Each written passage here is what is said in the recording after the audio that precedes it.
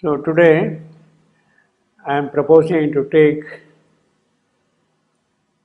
some parts from book 11, The Everlasting Day. We'll see a few parts of it only. It's a long book. The point where I want to take it is around 152.19, sentence number 152.19, and the background is Savitri has vanquished death, in the sense that death is an immortal. He cannot be slain. He cannot be killed. So there are only two possibilities of vanquishing death. One possibility is that he disappears himself into the origin from where he had come. He disappears, that is what is called in Sanskrit laya, dissolves.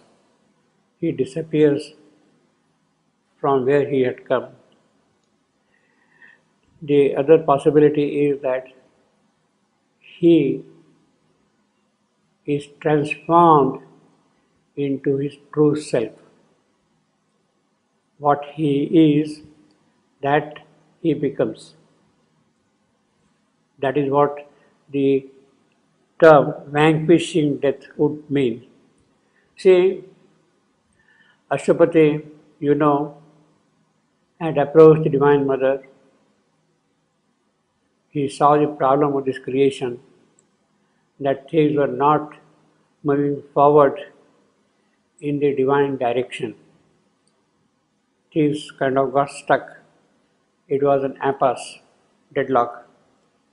And therefore, the only solution he found fit for things to move forward was that the Divine Shakti herself, the power herself, should come down here and take mortal birth and remove the obstacle which stands in the way. And at that point of time, while he is confronting, so to say, meeting the Divine Mother, he argues with her. He has the courage, he has the capacity that he can fight with her and demand from her what he wants. I don't want what you are telling me. You have to do what I want. That is the kind of an assertion he makes. And there he says that, look, you are telling me that things will happen in the course of time and things will move on and etc. etc. Don't bother. You do your job, you do your work, and things will move on forward. That is the kind of assurance she was giving to him. But Ashwapati says, I'm sorry, I don't want that solution. The only true solution would lie in your coming here and taking mortal birth and solving the problem of death. Death who is standing in the way of progress. And she tells him, she consents to his prayer and tells him, yes, I shall come. I shall come with a conqueror's sword. Conqueror's sword. That is the important thing, she says. All that comes in the way of the divine manifestation, that shall be removed. It will be a battle to fight against the forces so that the path of the divine event is cleared and things will move forward. And therefore I will come with a conqueror's sword. Now here that moment for Savitri has come. She had given that assurance, that moment for her to wield the conqueror's sword has come. Now what is that sword going to do? Normally we associate the sword to slay the enemy, to kill him, to destroy him. But Savitri cannot do that. That conqueror's sword here is of a different kind of a sword. The only thing that conqueror's sword can do is let that adversary force get dissolved and disappear from the entire creation, or let him get transformed. So that is the conqueror's sword now which is coming into full play here. And Savitri has that way, in that sense, vanquished death. She is not going to dissolve him, nor will he accept the dissolution. He will not accept the dissolution, because Savitri tells him, look, you have been doing in the form of death something wonderful all along. You are victorious. I hail you. I hail thee. I applaud your work. Although you are a negative force, I applaud your work. But now, please stand aside from my path and let my things proceed. In other words, she needs him, but now she needs him in another form, in another way, and it is that true form she is going to give him. The mask of darkness which the Supreme had put around him, it is that mask which has to disappear. And when that mask disappears, what do you see? The Supreme Himself in His transcendental glory, in His majesty, in His full power, in His splendor.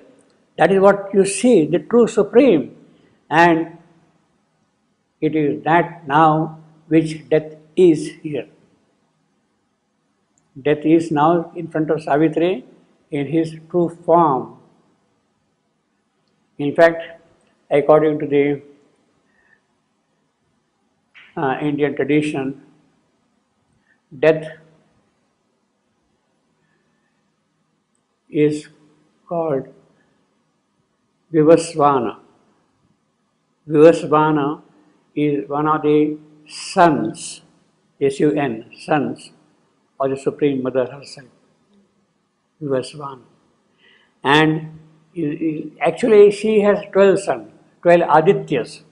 Aditya, Aditi, the primal mother, the consciousness force, she comes out with 12 glories in the manifestation. And one of them is this son, Vivasvana. And the son of this Vivasvana in this lower creation is named as Vaivasvata. The son of Vivasvana is called Vaivasvata. And it is this Vaivasvata who is the death what you see here. The son of Vivasvana is actually death. And now Savitri, what has she given? She has given to him his true form, Vivasvana. And what does it do? As I told you on one earlier occasion, in the Veda, there is a shloka, Rik, in which it is very clearly mentioned that Vivasvana, he is drinking the wine of joy, of bliss, Soma, sitting under the Palasha tree, the flame of the forest. What we saw last time, the flame of the forest. Under that tree he is sitting there and he is drinking the wine of joy, of bliss, of Ananda. Now the image is very clear, the metaphorical sense is very transparent. What it actually means is the flame of the forest. Under that tree he is drinking the wine of joy, and the flame of the forest, the mother says, it is the beginning of the supramental manifestation. The flame of the forest, under that tree he is drinking that wine. The flame of the forest, the beginning of the supramental manifestation. Now, so this is the beginning now. From this point onward, things had to move forward, had to go on. And therefore, he is now presenting himself to Savitri, still not, so to say, in his true sense. He is still as if a kind of a tempter. He is tempting Savitri. He is telling Savitri, look, Savitri, you have done something wonderful, something absolutely marvelous, something which had never been attained in the entire spiritual history of the earth. You have done something marvelous. You have cut a door through the void and entered into the transcendent. Through the void you have come and entered into the transcendent. Mostly people will go up like that, but we have cut like this, you see. That is something wonderful you have done. And therefore, you are welcome here in this world of Satchidananda, of knowledge, of place, of power, strength. Come and stay here. Be here with your husband, Satyavan, and enjoy the life in this realm of gold. That is what he is saying.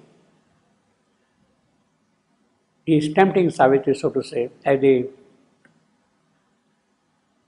poet says, tempter. He is transformed first as a tempter. And he is asking Savitri, come, stay here.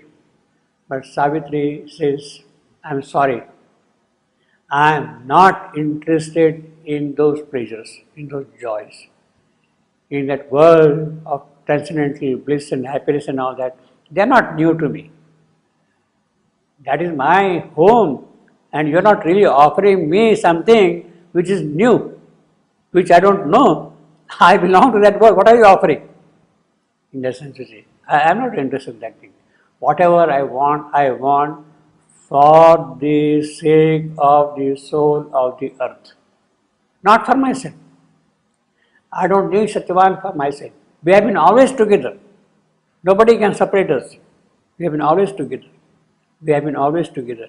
So, you are not really offering me any boon in that sense. What I want is, I want the soul of Satyavan for the soul of the earth. Please give me that.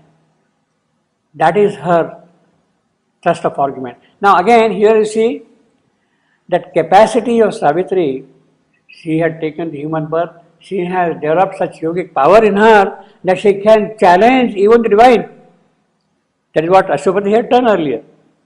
Divine, okay, you are there, but I am also there. Now, it does not mean that the divine is contradicting himself. When Ashwapati is asking something, he is not asking something which the divine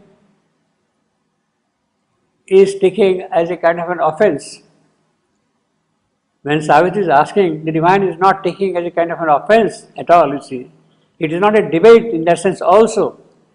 The beauty of the whole thing is that we have to develop our own yogic capacity to such an extent that we can exercise our own free will.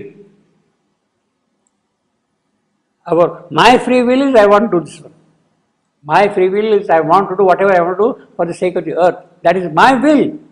And that will is as much respected by the divine as his own will. There is no contradiction, there is no conflict between the two wills, because they are on the divine status, both of them. It can go in the direction, it can go in the direction, it can go in the direction. All the directions are the divine directions. So there is no conflict, whether I go like this or I go like this. There is no conflict as such, you see. And therefore, Savitri comes out with her full force and asserts that, look, I want something not for myself, I want something for the sake of the earth.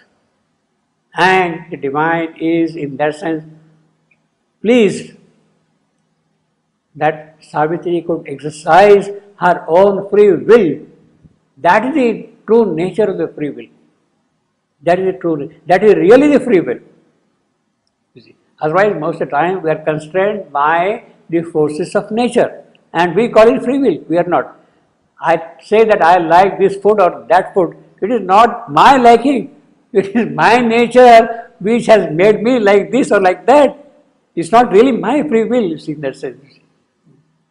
It's never like that, you see. So here, Savitri is saying that whatever I want not for myself, for the sake of the earth.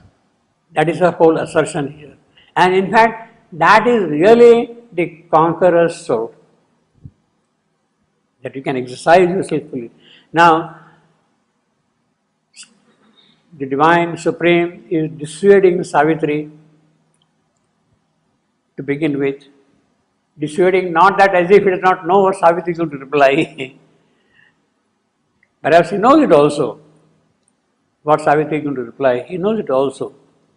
But it is necessary that Savitri comes out with her own assertion. He is not going to tell, okay, you go and do your work on earth. It is not his command. It is Savitri who has to demand it.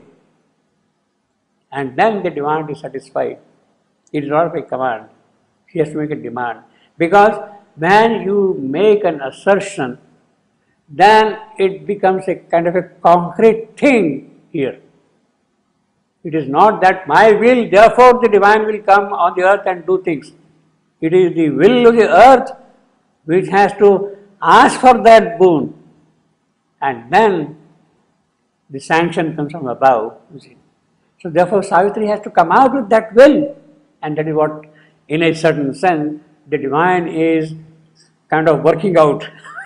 That yes, Savitri does come out with that, and then he will give the boon or the sanction. My will, my call is there in men and things. He said the whole creation has been made for that purpose. If not today or tomorrow, the divine manifestation will take place. Why you are in a hurry? I am working there in men. My call is there is an urge in man, there is an aspiration in man, and that will take him forward. Although today he is governed by the inconscient forces and there are difficulties, still my will is there in him, and let that will work itself out here.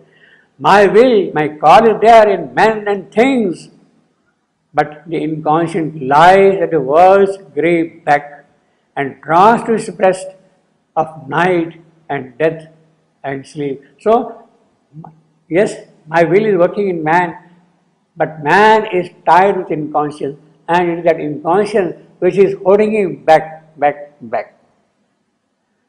He is imprisoned. The inconscient could not read without man's mind. That is the beauty of this one, of man. Why I am there? Why man is there? Because it is because of the mental cognition that we are able to understand something, know something, recognize something. So he is working there. Inconscient is holding him back, all right, but at the same time, it is that which is taking you forward. You see, the inconscient could not read without man's mind the mystery of the world. Its sleep has made man is key to unlock a conscious door. That is the greatness of man. So, leave man to himself and things will happen. Why you are forcing issues?